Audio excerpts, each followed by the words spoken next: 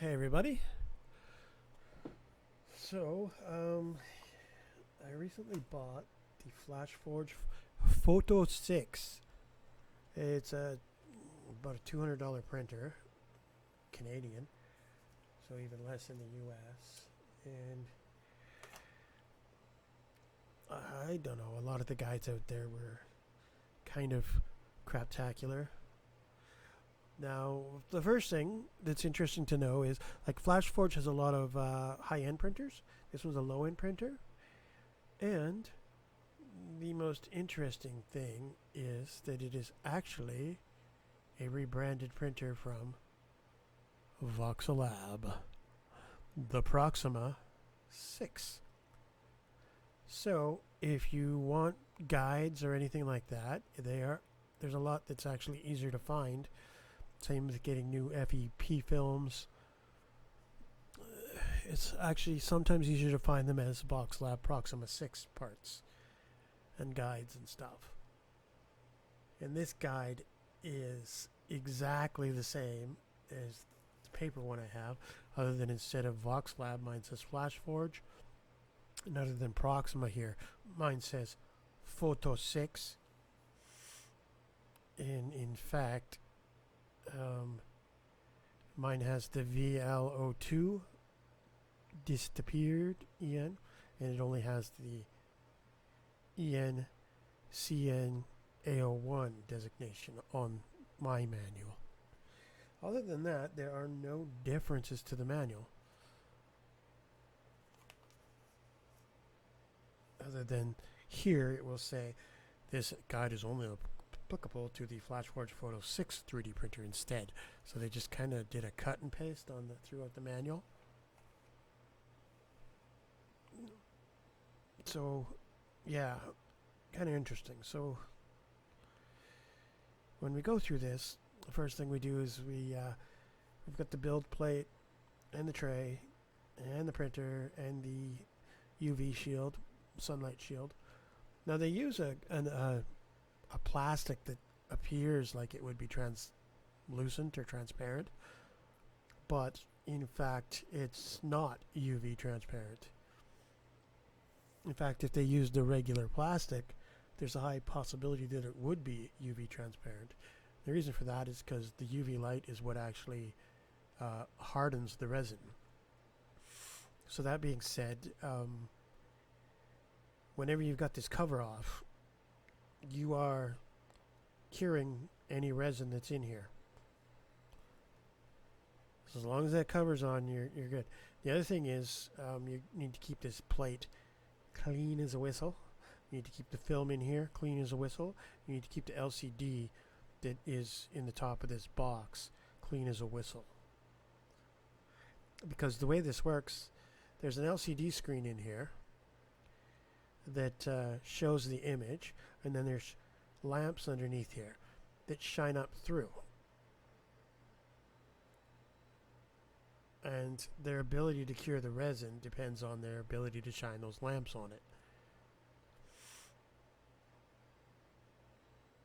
Now, and when you unbox this, there is usually some extra FEP films. There was one on above mine and one underneath mine of this box. They kind of used them as protecting films when they shipped it for whatever reason. And so don't throw those away. Those are extra FEP films.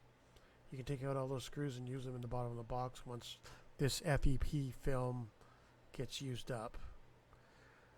The parts that get used up are, of course, the resin and the film. So they're the parts that wear out in these things. Eventually, the screens can go bad. So sometimes those screens underneath there need to be changed too. But that's a whole nother can of worms. And it doesn't take a ton of electricity for these things. Now it says of all the parts, filter paper. I don't know why they don't say plus extra FEP film so that people look for them and don't throw them out, but they don't seem to list that anyway. So leveling. So first thing you have to do is level the build plate to that screen.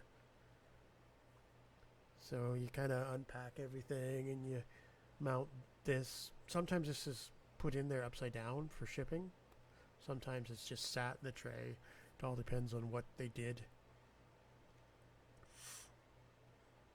And it is possible for your build plate or your resin box to be imperfect, because they do test these things before they ship them out.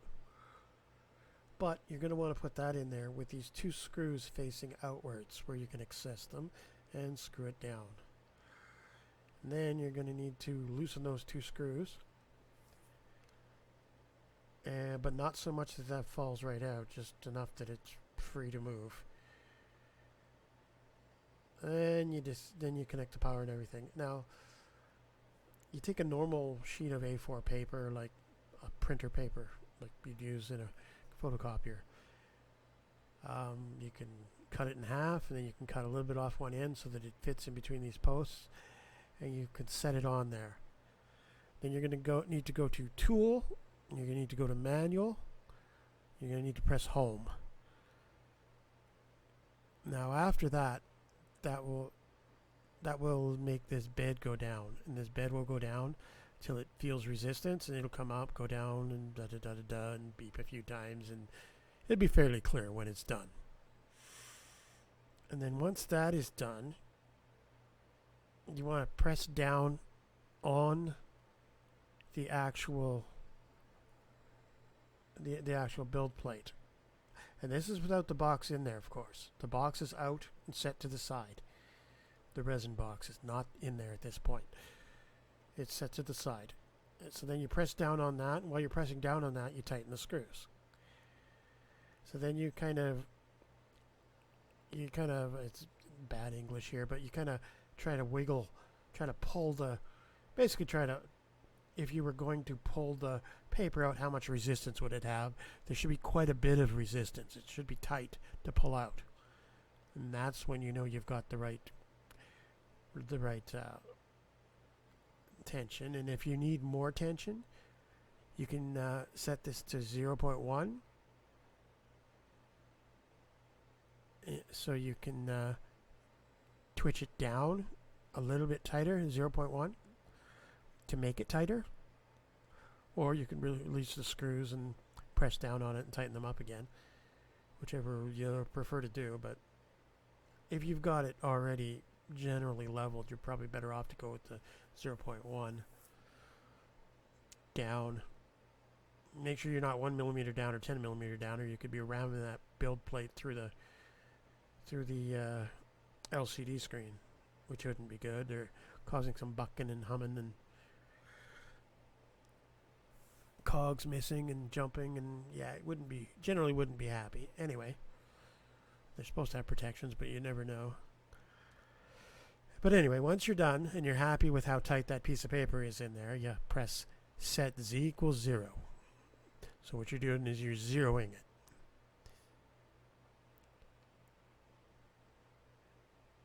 And then once you're done that, you can click manual. You basically just, then you can hit 10 millimeters, hit up, and it'll lift it up 10 millimeters. But you've got it zeroed. Now, so sometimes if you're having trouble with it sticking to the build plate, you'll have to redo this process. It should mostly keep its, but sometimes you'll have to redo this process. So, like keep that piece of paper handy and just set it to the side. Now, when you're doing this, when you take off your resin box, you're generally better to set it on its edge if you can. So lean it up against something so that you don't have that bottom of the box touching a counter or anything and getting dirty or scratched, or you're keeping it in as good a quality as you can. It will slowly get scratched and worn, but why exacerbate the problem, right? So then you get to your first print. So to set up for your first print, you're going to put the resin box back in. making sure you've taken the extra FEP film off the bottom that's shipped with it and the one out of there, and just have the box with the film that's held in by the screws. And you tighten the resin box down, and you better have tightened those down before once you got that when you got that all set up. And tighten down fairly good, not just snug, but snug, and then give it a little oomph. Not, but you're not torquing down the wheels on a Mack truck here. They're just little screws. So keep that in mind. So then you fill it up with resin. And incidentally, when you pour out resin, if you'll notice, there's a little pory spout on one corner of this thing to help you not make as much of a mess, but that's not perfect. And as soon as you get that resin in there, you're going to want to get that cover on there to keep the UV light out of the resin. Now, when resin's in there, if you're using it a lot, you can leave the resin in there between prints. However, anytime you have a failed print, or you are not 100% sure that there's no cured resin floating around in there that got loose from the print, you're going to have to take the resin out, filter it out into a bottle, and clean this tray entirely out. Clean it right out to make sure there's no little pieces in there or cured resin or partially cured resin, because what happens is if you go on to another print and there's a little partially cured piece of resin in there, you just made it so that there's only a paper width between there. So this thing, when it comes down to start the next print, is going to come down and it's going to squish those little pieces of plastic, or partially cured plastic, or fully cured plastic, you don't know. It's just going to slam those into this film and your LCD screen that's on here. Now you don't want that, so you got to be fairly anal about that, making sure it's clean. I mean, you don't take chances. So then, once it's all closed up and you've got a USB stick in there with the model on it, a picture of the model will show up if it recognizes the model. If no picture shows up, then you probably got a corrupted file. It might pretend to start it, but it's going to sit at 1% and not do anything. So you're going to want to make sure that the model's showing up here and you're getting a preview of it, and select that. And then basically you just click the model, press play, and wait several hours while it does its thing, and do not open it for any reason. There's not really any way to look inside. So it'll beep and tell you when it's done, and then you loosen off the build plate. Now at this point you're going to have kind of a rubbery type of resin, so it's only partially cured. Now they do that on purpose, because if they completely cured it, it would stick to the bottom of the FEP film. You want it to stick only to the build plate. You want it to pull free of the FEP film. So overexposure will make it stick to the FEP film. Cloudiness will make it stick to the FEP film. Bad FEP film that doesn't pop off will make it stick to the FEP film instead of the build plate. Bad alignment. There's a lot of things that can make it fall off. So now I am using the water wash ESUN resin. So basically you just dump it in a tub of water afterwards. So you dump this in a tub of water. So when you take this off, you're going to take this cover off, right, to get your model out. Now you've got a vat of resin, a tray of resin in there. So pull that cover off, get this build plate out, and put it back on.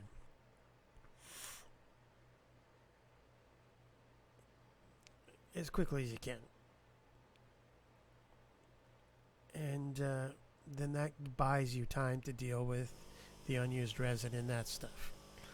Then you got this out. Next thing you want to do is get this off of here and get this washed off before the resin gets exposed to any sunlight and hardens on this build plate. So if you got like a squared thing of water there, you can scrape off take the metal scraper, scrape off your deer, we'll just say deer because whatever it is, and dump him in the water, and then get this cleaned off. Have some paper towels handy, wipe them down, get them cleaned right up. Right off the bat, get them cleaned right up. And then, you can set him to the side on a piece of paper towel or something so he doesn't get all screwed up and messed up. But have him cleaned like completely as good as you can. So now you've got that cleaned off. You've got your printer taken care of. Now you can go to your print. So you go to your print, and you can either take off the supports now while they're kind of rubbery still, or you can leave them on there until it completely cures and snip them off and deal with it then. It's entirely up to you, whichever you prefer. But you got to wash your model. And all of this, from the time you take out the resin to pour it in till now, is all gloves, disposable gloves. Unless you're going to have some reusable gloves, but rubber gloves, because you don't want this resin getting all over your skin. Especially if you're using anhydrous alcohol and stuff instead of water. But still, even the water, the resin can really irritate your skin. It's not good stuff. So,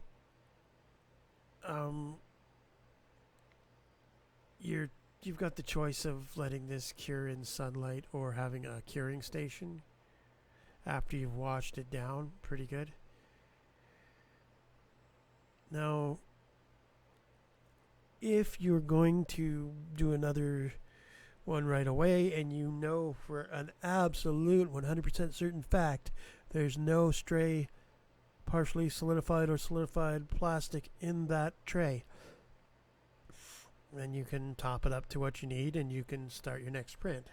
But if you're not going to, then you got to filter it out, put it back in the bottle. Now, there is a silicone kind of spatula for scraping this out. And do not use anything other than a gloved hand to touch this film or that silicone spatula, because you want to keep it in as good of condition as possible. And so we'll probably take this out from under that cover again, right? Put the cover back on to keep your LCD screen clean so you don't have to clean it again. But at the same time, as soon as you get this FEP film exposed, you've got to get it as clean as possible so that the sunlight doesn't harden residue on there and cloud it. So you've got to get that thing just clean as a whistle. Now that, with the water washable stuff, could involve a bucket of water and stuff, but you've got to get all that stuff off. So you got to get it off before it makes this film cloudy.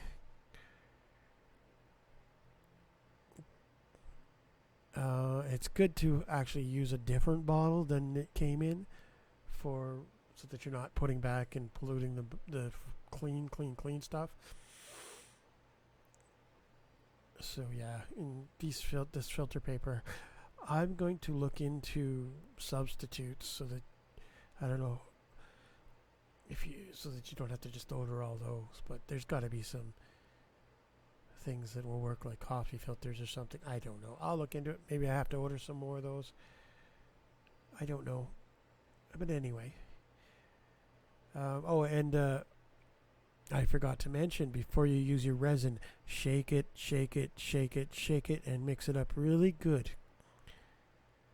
Always shake your resin and mix it up really good, because things will settle out and then it won't be a uniform consistency when you go to use it.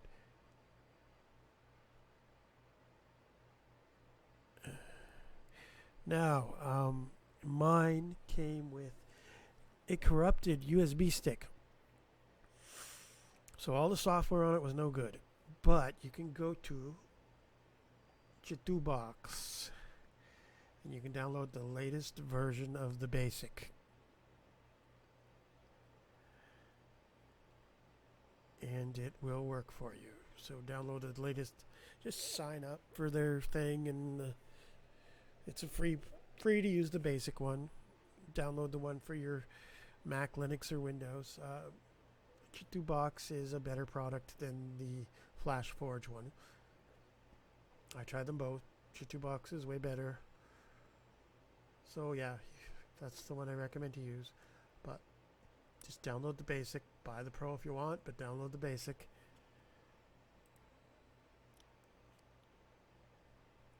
And install it. Now, I installed the new one, and all I had to do is, well, let's open it up. So you can load a model, open a file, load a model, huck it on the bay. Here's one I loaded on there of a Hot Wheels scale car. If you go to settings here and you click on add a printer and go to Flashforge, look at that, the Photo 6 is here, so you can add it. And that will have all the correct settings and everything for your machine. And should have all the washable resin white. It should have everything to get you started by simply doing that. And then you've got your basic things you'd expect. You're moving, so put it on the plate, drops it down to the plate, centers it on the build plate. Rotate, you can move it, rotate it, yada yada yada. Scale, you can lock the ratio, you can scale it. Typical things you would expect. Now you can do several objects on the build plate. You can see it's already put a raft underneath it. So the way this works, holding down your mouse button, you can, when you're not in these modes, holding down your mouse button, you can drag the view of the model up and down. Scrolling your mouse button, you can scroll in and out the build area. If you hold down your alternate click, you can have different views of things. Holding down the center mouse button does the same thing as holding down the mouse button. So yeah, so you can see what your layers on your model look like, what your walls on your model look like. Now the interesting thing to look at about orienting these things is it's different than filament printing, whereas the issues come from having a low point that's unsupported to hang from the build plate. So you end up tilting things on 45 degrees often to get better results. Interestingly, yeah, so something like this, very often, instead of printing it flat like this, you would tilt it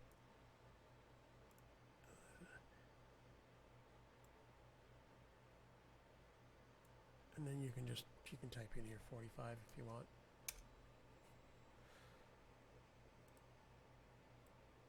Let's tilt it to 45 degrees.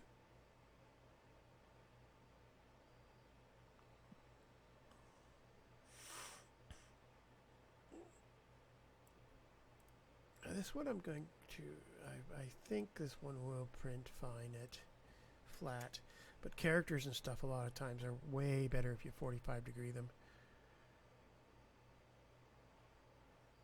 Because if the problem lies where if they don't have a flat bottom, then you've got a possibility of 1,000,000 points on here being the low point that isn't supported. And you end up with trying to bridge. So you're trying to bridge straight across between the support points. Whereas it would be easier for it to bridge going on an angle. But there's some complex shapes on this, so I haven't put this one in and sliced it yet, so I just kind of picked this one at random for the fun of it. But anyways, so we can't slice yet because we don't have supports, right? And it'll give you warnings if it's outside of the build space. So we switch to the support section. It'll pre-process it. Then we can choose. Normally we just leave the Z-lift height normal. So you can choose light, medium, or heavy supports. And then we can choose if we want it to have a raft, none, or a skate raft shape. And then the bottom of the supports. What do we want the bottom of the supports to look like? So we're hanging this completely off. So we don't need a raft. But we're going to, well, we could use a raft if we want all the supports to stick to a raft. But that can also cause problems where your first layer will stick to the FDM more than the, just because of the large surface area. Will stick to the FDM more than the build plate and cause a failure. So, I mean, that's a catch-22 sometimes on larger models. But I mean, if you've just got like something small like a wheel for this thing, then yeah, a raft is probably a good thing. So let's do a skate at the bottom of our supports. So we're hanging this thing entirely off the build plate from supports. And then the contact model shape of that. Then let's look at the middle. What shape do we want it to be? We want it to be a cylindrically shaped shaft. And then the top of it, which is this area, we want it to be a sphere where it touches the model on a cone. This cone. So, okay.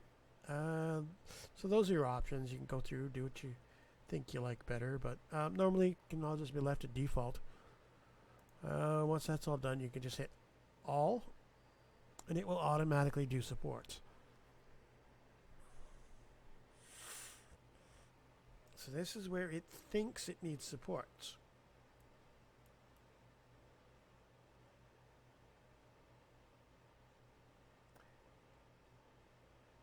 Quite a few supports, isn't it? I've got them on. I'm running medium supports, so I'm also running solid. You can hollow out. You can run a hollowed out model. It will save filament and it'll save weight. Or not filament, resin, and it'll save weight. So this is interesting. So you can see what it's going to try and do. So it's going to start. It's going to do see how it's going to do all that on the build plate, all that rafting to support these supports. And then these supports are going to come up, and they're going to grab the model. And it's calculated that it thinks it can bridge between all those quite well. It's actually doing supports on the inside also because there are hollow spots. So those supports will never come out. They'll just be embedded inside, sealed in their tomb forever, which won't bother us. And then this will go up to up to the top. And your same navigation clicking rules apply here. Doesn't change. It's not like Blender in some of those. So yeah. Now you need to watch for what they call islands. Islands are things that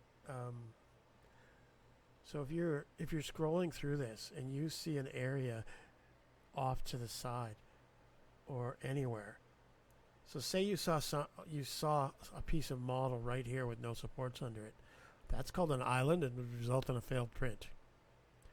So you can manually add supports. So if we wanted to manually add a support, so say I decided, geez, I want to support these mirrors, you can just go where you want. Let's do support there. And let's go on the mirror on this side. Let's go on the low part here. And let's do a support there. Oh, look at that. Isn't that lovely? Let's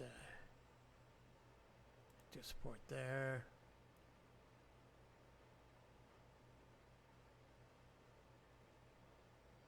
Now look at that red area. Let's do some supports in there.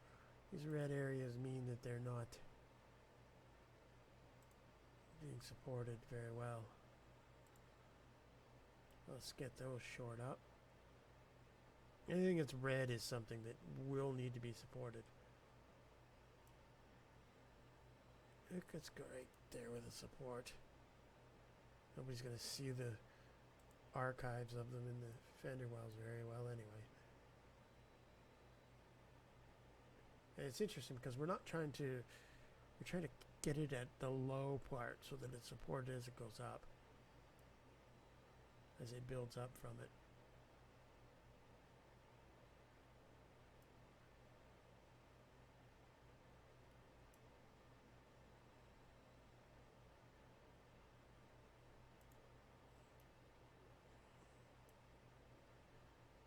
Underside the mirror probably won't look that. Won't be too obvious. I'm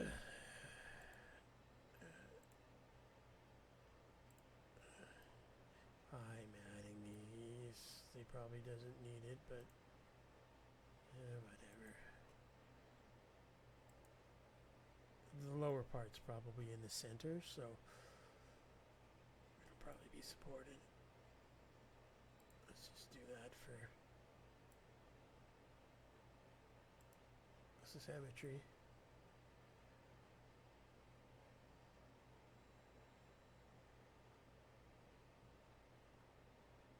See, it's interesting. The spoiler here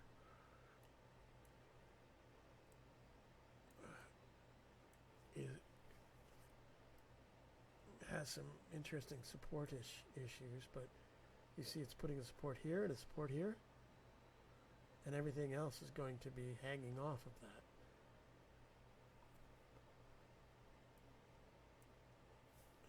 There are islands there.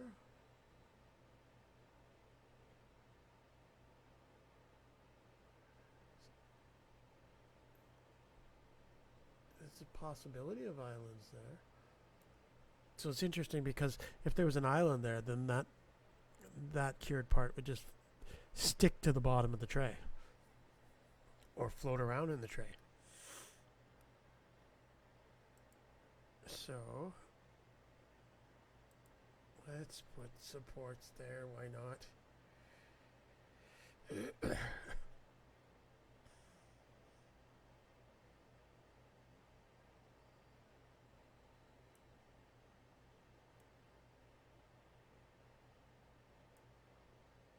And I mean, if that's sitting on the FDM film, then every layer after that's going to have an occlusion.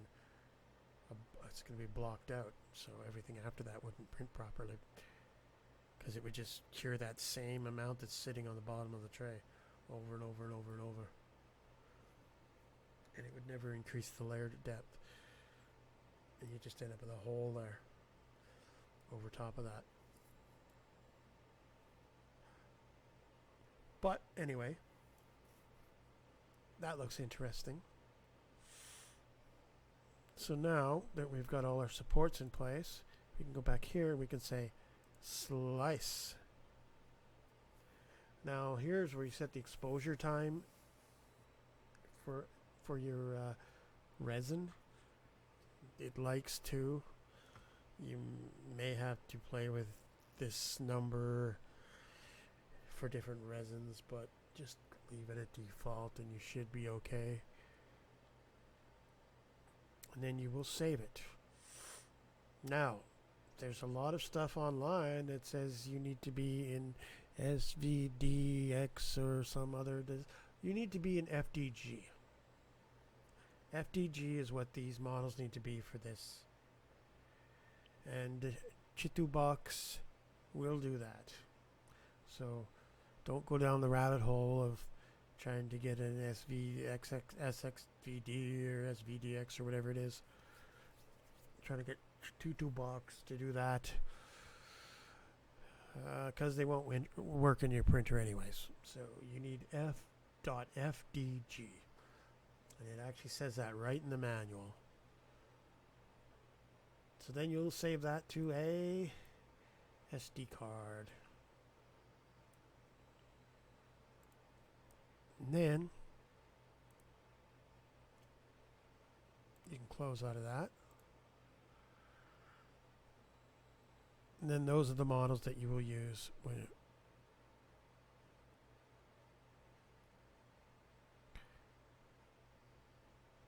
so that's the long and the short of printing with this printer and what all it entails.